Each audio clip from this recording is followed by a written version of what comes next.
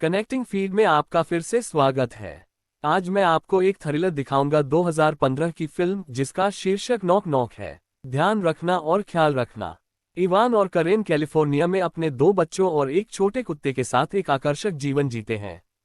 वो एक मूर्तिकार है जो अपने सबसे बड़े शो की तैयारी कर रही है करने के लिए बैठता है। करेन का सहायक लुइस घर में चलता है, उसकी प्रदर्शनी के लिए कैटलॉग लाता है। करेन लुइस को मुख्य टुकड़ा दिखाता है, उसे बताता है कि यह अभी भी सूख रहा है और वह वादा करता है कि वह इसे गैलरी में ले जाने के लिए सूखने के बाद उठाएगा। जैसा कि करेन और बच्चे जाने के लिए तैयार हो रहे हैं, वह इवान से कहती है कि उसका भौतिक चिकित्सक विवियन अगले दिन वहां होगा। बच्चे उनसे वीकेंड पर उनके साथ आने की विनती करते हैं। अंधेरी और बरसात की रात में इवान को अपने कंप्यूटर पर काम करते और अपने सुपर फैंसी टर्नटेबल पर संगीत सुनते हुए देखा जा सकता है। उसे करेन का फोन आता है जो उसे बताता है कि वे पहले से ही उसे याद करते हैं। उसके बाद इवान रात में लंबे समय तक काम करना जारी रखता है। वह सामने के दरवाजे पर एक दस्तक सुनता है और वह इसे 2 लड़कियों के लिए खोलता है जिसका नाम वह नहीं पहचानता है और सही पता ढूंढता है जिस पर उन्हें जाना चाहिए था। लड़कियां अंदर आती हैं और इवान उनके लिए कुछ तौलिए और उनका आईपैड लेने जाता है। गोरी लड़की अपना परिचय बेल के रूप में देती है और दूसरी लड़की का नाम जेनेसिस है। जेनेसिस उसका पता पूछता है और कहता है कि उन्होंने कैब ड्राइवर को सड़क के नाम का गलत उच्चारण किया, इसलिए अब वे वास्तव में उस जगह से बहुत दूर हैं जहां उन्हें होना चाहिए था। इवान उन्हें उबेर कहते हैं और 45 मिनट में एक प्राप्त करने का प्रबंधन करते हैं। लड़कियां 1 सेकंड के लिए परामर्श करती हैं, फिर इवान से पूछती हैं कि क्या वे अपने कपड़े ड्रायर में फेंक सकते हैं ताकि वे भीगने वाली पार्टी में न जाएं। इवान सहमत हो जाता है और उन्हें कुछ अतिरिक्त वस्त्र देता है। इसके बाद उन्हें ऐसा करते हुए देखा जा सकता है, साथ ही उनके लिए चाय बनाते हुए। इवान कपड़ों को ड्रायर में डालता है जब वह सुनता है कि लड़कियां उसके पुराने टर्नटेबल पर संगीत बजा रही हैं और हंस रही हैं। वह नाचते हुए उन पर चलता है और वे उसके विशाल रिकॉर्ड संग्रह के बारे में बात करना शुरू कर देते हैं। इवान उन्हें बताता है कि वह अपने 20वां दशा में एक डीजे हुआ करता था। इवान का कहना है कि उसने कम उम्र में शादी कर ली थी और उसकी पत्नी और बच्चे सप्ताहांत की यात्रा पर हैं जहां उन्हें एक साथ जाना था, लेकिन उन्हें काम करने के लिए घर पर रहना पड़ा। लड़कियों को घर में अकेले रहने के लिए उसके लिए खेद महसूस होता है और उससे गले लगाती है जब उत्पत्ति उसे टटोलना शुरू कर देती है। यह कह इवान थोड़ा असहज हो जाता है, लेकिन जब बेल अपनी पत्नी की एक तस्वीर देखता है और उससे बताता है कि वह एक भाग्यशाली लड़का है, तो वह थोड़ा आराम करता है। इवान करेन और उसकी कला के बारे में उत्साहित है। आश्चर्यजनक बेल जब उससे पता चलता है कि घर की सभी कलाकृति करेन की है। उत्पत्ति कहती है कि उसने एक सेमेस्टर के लिए कला इतिहास का अध्ययन किया और पूछा कि करेन की मूर्तियां मोमा में क्यों नहीं है। यह इवान को एलए में होने वाले कला शो के लिए करेन की सूची दिखाने के लिए प्रेरित करता है। लड़कियां उसकी पत्नी और उससे प्रभावित होती हैं, उन्हें एक हॉट कपल कहते हैं और उनके प्रेम जीवन के बारे में पूछते हैं, जिससे इवान थोड़ा घबरा जाता है। वह कहता है कि वह लड़कियों से सेक्स के बारे में खुलकर बात करने का आदी नहीं है, इसलिए लड़कियां उसे यह कहते हुए हंसती हैं कि वह अचानक बुरा लगने लगता है। उत्पत्ति पूछती है कि करेन से उसकी शादी को कितना समय हुआ है और वह जवाब देता है कि कुछ समय हो गया है। वह पूछती है कि क्या उसकी पत्नी एकमात्र ऐसी महिला है जिसके साथ वह इतने सालों से अंतरंग रहा है, और वह समझाता है कि जब आप किसी से प्यार करते हैं तो ऐसा ही होता है। स्वाभाविक रूप से लड़कियां उससे सहमत नहीं हैं, जिससे इवान 1 सेकंड के लिए सोचता है। बेल उसे बताती है कि वह जानती है कि एक बार उसकी शादी हो जाने के बाद उसका भावी पति दूसरी लड़कियों के साथ सोना चाहेगा। उस समस्या का उसका समाधान सिर्फ तिकड़ी होना है और इस तरह वह उसे कभी धोखा नहीं देगा। इवान अधिक घबरा जाता है और विषय बदलता है, पूछता है कि वे जीने के लिए क्या करते हैं। उत्पत्ति उसे बताती है कि वे फ्लाइट अटेंडेंट हैं और दोनों उसके साथ भूमिका निभाना शुरू करते हैं। इवान उन्हें फिर से चकमा देता है, दूसरी सीट पर जाकर पूछता है कि वे कहां पर आधारित हैं। वे सभी अपनी नौकरी और यात्रा के बारे में बात करना शुरू करते हैं। बेल ने कहा कि यात्रा करना जीवन का अनुभव प्राप्त करने का सबसे अच्छा तरीका है। लड़कियां अपने सहकर्मियों के बारे में गपशप करना शुरू कर देती हैं और जब जेनेसिस बाथरूम का उपयोग करने के लिए कहता है तो इवान उबेर को फिर से देखता है। वह रिकॉर्ड बदलने के लिए उठता है और उस पर एक डालता है जो बेल अपने संग्रह से चुनता है। इवान उससे कलाकार के बारे में सब कुछ बताता है और वह गौर से सुनती है, फिर नृत्य करना शुरू कर देती है। उसके लिए इवाटो डीजे को प्रेरित करती है। वह जो खेल रहा है उसके साथ मिश्रण करने के लिए एक और रिकॉर्ड ढूंढता है और बेल को अपने कौशल से प्रभावित करता है। बेल उससे बताती है कि उसे खुशी है कि उन्होंने उसके दरवाजे पर दस्तक दी। जिस पार्टी में वे जाने वाले थे उसके बजाय उसके घर पर अधिक मजा आ रहा था। बेल को लगता है कि यह नियति थी कि वे मिले और उसे उसके साथ नृत्य करने के लिए मिलता है। वह उसके साथ फ्लर्ट करती है और उबेर के अचानक आने पर उसे चूमने की कोशिश करती है। बेल जेनेसिस लेने जाता है और वह उनके कपड़े और फोन लेने जाता है। जब लड़कियां दरवाजे पर नहीं पहुंचती हैं, इवान उन्हें बाथरूम में देखने जाता है। वह उन्हें अंदर से हंसते हुए सुनता है और उन्हें उनके कपड़े देने के लिए कदम उठाता है, केवल उन्हें वहां नग्न पाते हैं और उनसे कपड़े पहनने की विनती करता है। उत्पत्ति उसे चूमना शुरू कर देती है और वह आगे बढ़ने से मना कर देता है, लेकिन एक बार जब दोनों उसे छूना शुरू करते हैं तो वह बहुत आसानी से दे देता है। उबेर छोड़ देता है क्योंकि कोई भी उसकी कॉल का जवाब नहीं देता है, जबकि इवान बाथटब में और फिर अपने बिस्तर में लड़कियों के साथ एक त्रिगुट करता है। वे तीनों एक साथ सो जाते हैं। इवान अगले दिन अकेले बिस्तर पर उठता है और फिर अपनी शादी का बैंड वापस रखता है। वह तैयार हो जाता है और घर की जांच करता है, लेकिन जैसे ही उसे लगता है कि लड़कियां चली गई हैं, वह उन्हें हंसते हुए और रसोई में गड़बड़ करते हुए सुनता है। जब वह अंदर जाता है तो वह देखता है कि उत्पत्ति पेनकेक्स बना रही है और उसे कुछ भेंट कर रही है। इवान उनके व्यवहार पर क्रोधित हो जाता है और उनसे पूछता है कि क्या वह उन्हें घर या जहां भी वे चाहते हैं ड्राइव कर सकते हैं। लड़कियां उस पर हंसती हैं तो वह और भी गुस्सा हो जाता है, यह महसूस करते हुए कि उसके हाथ में एक छोटी सी समस्या है। अचानक उसकी पत्नी बचती है और वह फोन लेने के लिए बाहर दौड़ता है। इवान उसे बताता है कि उसने बहुत अधिक खरपतवार धूम्रपान किया और बेहोश हो गया। वह उसे बच्चों के बारे में बताना शुरू करती है जब दो लड़कियां उसके पीछे कांच के दरवाजे पर दिखाई देती हैं।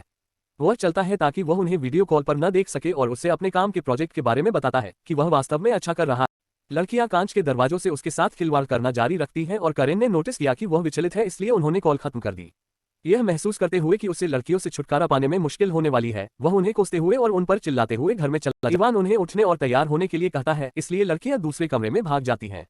जब वह उन्हें लेने के लिए वहां जाता है तो वह केवल जेनेसिस को पाता है और फिर बेल की तलाश में चला जाता है। वह उसे अपनी कोठरी में पाता है, अपनी शर्ट पहने हुए उसे पकड़ने के लिए कह रहा है और खुद को उस पर फेंकते हुए कह रहा है कि वह उससे प्यार करती है। इवान उसे वापस उत्पत्ति में ले जाता है और उन्हें कपड़े पहनने के लिए 3 मिनट का समय देता है जबकि वह बाहर उनका इंतजार करता है। वह अपनी सिगरेट खत्म करता है और उन्हें लेने के लिए वापस अंदर आता है जब वह उन दोनों को करेन की मूर्ति के ऊपर पेंटिंग करते हुए देखता है। इवान नाराज हो जाता है, फिर बेल के हाथों से कलम पकड़ लेता है, उनसे पूछता है कि क्या उन्हें पता है कि उन्होंने क्या किया है। वे कहते हैं कि वे कल रात से प्रेरित थे, इसलिए वह वास्तव में पुलिस को बुलाने का फैसला करता है। हालांकि जेनेसिस उसे बताता है कि यह इतना अच्छा विचार नहीं होगा क्योंकि वे कम उम्र के हैं। बेल, वह कहती है, 15 साल की है। इवान को इस पर विश्वास नहीं है, इसलिए उत्पत्ति उसे बताती है कि जूरी करेगी। वह इसे वैधानिक बलात्कार कहती है। बेल का कहना है कि अगर वह अभी भी कॉल करने का फैसला करता है तो उसके पास सबूत है। फ्लाइट अटेंडेंट की कहानी के कारण वह भ्रमित है जो उन्होंने उसे पिछले दिन दिया था और उत्पत्ति उससे बताती है कि उन्होंने एक फिल्म में देखा था। इवान को नहीं पता कि क्या करना है, इसलिए वह उनसे पूछता है कि उन्हें कितने पैसे चाहिए। इवान उन्हें अपना बटुआ दिखाता है और पूछता है कि वेश्याओं की तरह व्यवहार करने के लिए उन्हें अपमानित करते हुए फिर से कितना, यह कहते हुए कि वह वेश्या नहीं है जब दरवाजे की घंटी बजती है। इवान उन्हें वहीं रहने के लिए कहता है और इसका जवाब देने जाता है। दरवाजे के सामने अपने चिकित्सक विवियन को ढूंढता है। विवियन तुरंत बात करना शुरू करता है और वह उससे कहता है कि वह काफी बेहतर महसूस कर रहा है और उसे किसी और उपचार की आवश्यकता नहीं है। महिला तब तक बात करती रहती है जब तक कि उत्पत्ति बाहर नहीं आती और उससे बताती है कि वह उसकी मालिश नहीं करना चाहती। इवान उसे वापस अंदर जाने के लिए कहता है। वह कहता है कि यह वह नहीं है जो वह सोचती है, लेकिन वह बस यह कहते हुए चलती रहती है कि यह वही है जो वह सोचती है। इवान घर के अंदर वापस आता है और देखता है कि लड़कियां उसके टर्नटेबल के साथ खिलवाड़ कर रही हैं। वह बेल को टेबल से दूर धकेलता है, फिर उन दोनों को घर से बाहर धकेलने की कोशिश करता है, लेकिन लड़कियां उसके साथ खिलवाड़ करती रहती हैं। बेल डर जाती है और अपने दोस्त को बचाने के लिए उसे सिर पर मारने के लिए एक मूर्ति पकड़ लेती है, जो इवान को बेरहमी से ताना मारना जारी रखता है। वह उसे जाने देता है और पुलिस को फोन करता है, ब्रेक इन की सूचना देता है। इससे पहले कि वह कुछ और कह पाता, जेनेसिस कॉल काट देता है और उससे सवारी के लिए पूछता है। वे सभी घर छोड़ देते हैं और वह उन्हें दूसरे उपनगर में ले जाता है। जब बेल कार से निकलती है तो वह इवान से पूछती है कि क्या वह अंदर आकर उसकी मां से मिलना चाहेगा। लड़कियां घर में प्रवेश नहीं करती बल्कि दूसरे रास्ते से चली जाती हैं। इवान अपने घर वापस जाता है और तुरंत सफाई करना शुरू कर देता है। वह किचन और बाथरूम साफ करता है, फिर वह अपनी पत्नी की मूर्ति को साफ करने की कोशिश करता है। उस रात वह एक गोली लेता है, यह सोचकर कि यह सब खत्म हो गया है और वह स्थिति से बाहर निकलने में कामयाब रहा है। इवान अपने कार्य प्रोजेक्ट पर काम करने के लिए वापस जाता है जब वह घर के दूसरे हिस्से में कांच टूटने की आवाज सुनता है। वह गड़बड़ी की जांच करता है लेकिन पहले कुछ नहीं पाता है। लिविंग रूम में चलते हुए वह अपने परिवार की एक तस्वीर को जमीन पर टूटा हुआ पाता है। जब वह इसे पाने के लिए नीचे झुकता है तो उत्पत्ति उसकी पत्नी की मूर्तियों में से एक के साथ उसके सिर पर वार करती है। इवान बिस्तर से बंधा हुआ उठता है और वह उससे उसे खोलने के लिए भीख मांगता है और उससे यह कहते हुए जाने देता है कि वह सिर्फ एक अच्छा इंसान है जिसने गलती की है, लेकिन वह सिर्फ अपना काम करती रहती है। अचानक बेल अपनी बेटी के कपड़े पहने हुए दिखाई देती है, जिसमें उसका अंडरवियर भी शामिल है। बेल अंडरवियर उतारती है और उसे अपने चेहरे पर फेंक देती है, उसके सामने नाचते हुए कहती है कि हर लड़की का पहला प्यार उसका पिता होता है। इवान उसे बताता है कि वह बीमार है, लेकिन बेल अपना खेल जारी रखती है। वह उसे खोलने के लिए भीख मांगता है और लड़की बस उसके ऊपर बैठ जाती है, जिससे उसके कुछ गहरे डैडी मुद्दों और समस्याग्रस्त बचपन का पता चलता है। साथ ही जेनेसिस शीशे पर लिखता है, यह सपना नहीं था। बेल ने इवान को मारना शुरू कर दिया, उसे अपने ही पिता के साथ मिलाते हुए, जैसे कि वह वही था जिसने उसे तब चोट पहुंचाई थी जब वह एक बच्ची थी। अचानक उसका फोन बजता है और वे दोनों उसे पकड़ लेते हैं। जब वे देखते हैं कि करेन फेसटाइम पर इवान को कॉल कर रही है तो वे इसका जवाब देने के लिए तैयार हो जाते हैं और कॉल उठाने की धमकी देते हुए उसकी पैंट की जिप खोल देते हैं। वह उनसे ऐसा न करने की भीख मांगता है और बेल से वह सब कुछ करने का वादा करता है जो वह चाहती है। बेल उससे प्यार करना चाहता है और उसे छोड़ देता है क्योंकि उत्पत्ति इसे अपने फोन पर रिकॉर्ड करती है और फिर कमरा छोड़ देती है। इवान अपने संयम को तोड़ने में सफल होता है और बेल को जमीन पर धकेलता है, उठकर उत्पत्ति के बाद जाता है। जब वह उसे केक खाते हुए पाता है तो वह उसे गले से पकड़ लेता है। वह कांटे को घाव में घुमाती है, इवान को दबाती है। इसलिए जब बेल दिखाई देती है तो वह उससे कहती है कि उन्हें उसे दंडित करना होगा क्योंकि उसने उसे मारा था। इवान उस दर्द के कारण होश खो देता है जो वह महसूस करता है। लड़कियों को उसे फिर से बांधने का अवसर देता है। वे उसके साथ एक खेल खेलते हैं, नाटक करते हैं कि यह एक गेम शो है। जेनेसिस एमसी की भूमिका निभाता है जबकि बेल एक प्रतियोगी की भूमिका निभाता है। इवान उन्हें पागल झूठे कहता है, इसलिए उत्पत्ति अपने टर्नटेबल के माध्यम से शोर बजाना शुरू कर देती है जिससे उसके कान बुरी तरह से चोटिल हो जाते हैं। वह चिल्लाता है कि वह बहरा हो सकता है, इसलिए वह शोर बंद कर देती है। Genesis game show role play जारी रखता है और जब वह भाग लेने से इनकार करता है तो वह उसे फिर से चोट पहुंचाती है। वह उत्पत्ति को बताता है कि उसने अपनी बात साबित कर दी है, इसलिए वह फिर से शोर मचाती है। इवान नहीं जानता कि कैसे जवाब दिया जाए और वह सजा पाने के करीब पहुंच जाता है, लेकिन सचमुच घंटी बजने से बच जाता है। लुइस मूर्तिकला लेने के लिए आता है और लड़कियां इवान को ढांक देती हैं ताकि वह उसे न देखे। फिर बेल उसे दूसरे कमरे में ले जाती है। उत्पत्ति दरवाजे का जवाब देती है, कह रही है कि इवान उसके चाचा हैं और वे अपने घर में एक संगीत वीडियो फिल्मा रहे हैं। जब लुई मूर्तिकला लेने के लिए चलता है तो वह देखता है कि इसमें कुछ गलत है और लड़कियों का कहना है कि उन्होंने ऐसा नहीं किया। वह इसे उजागर करता है, यह देखते हुए कि कैसे उन्होंने कलाकृति को बदनाम किया और लड़कियों ने उसे एक कहानी बताना शुरू किया कि लुई उन पर विश्वास नहीं करता है। लुइस लड़कियों का सामना करता है जब इवान शोर करना शुरू करता है और वह उसके पास दौड़ता है। वह इवान को उजागर करता है और उसे अपने संयम से बाहर निकालना शुरू कर देता है, लेकिन जब वह उन्हें मूर्तिकला को नष्ट करने के बारे में सुनता है तो सबसे पहले लड़कियों से निपटने का फैसला करता है। इवान लड़कियों से उसे अपना इन्हेलर देने के लिए कहता है, लेकिन लुइस अपना संतुलन खो देता है और मूर्तिकला के आधार पर अपना सिर तोड़ देता है। लड़कियां हंसने लगती हैं और एम्बुलेंस बुलाने और लुई की मदद करने के लिए इवान की दलीलें नहीं सुनती हैं। इवान का कहना है कि उन्होंने उसे मार डाला है, लेकिन उत्पत्ति का कहना है कि उसकी पत्नी ने उसे अपनी खराब मूर्तिकला से मार डाला। वे इवान को वापस घर में ले जाते हैं और बाद में लुइस के शरीर को कागज से ढक देते हैं जिससे उसकी एक मूर्ति बन जाती है। इस बीच इवान अपनी बंदूक तक पहुंचने की कोशिश करता है। उत्पत्ति इवान के फोन से लुई को एक धमकी भरा पाठ भेजती है और वे लुइस की वैन में शव को ठिकाने लगाते हैं। लड़कियां वापस आती हैं और इवान के साथ गेम शो सारथी जारी रखती हैं। वह सवाल का जवाब नहीं देता लेकिन बस कहता रहता है कि वह एक अच्छा पिता है और लड़कियों के साथ जो हुआ उससे यह नहीं बदलता कि वह अपने परिवार से कितना प्यार करता है। उत्पत्ति अपने विकृत व्यवहार के परिवार के शिकार को बुलाती है और बेल अपने परिवार की एक तस्वीर पर थूकते हुए कहती है कि जब वह उन दोनों के साथ सोती थी तो उसने उनके साथ ऐसा ही किया था।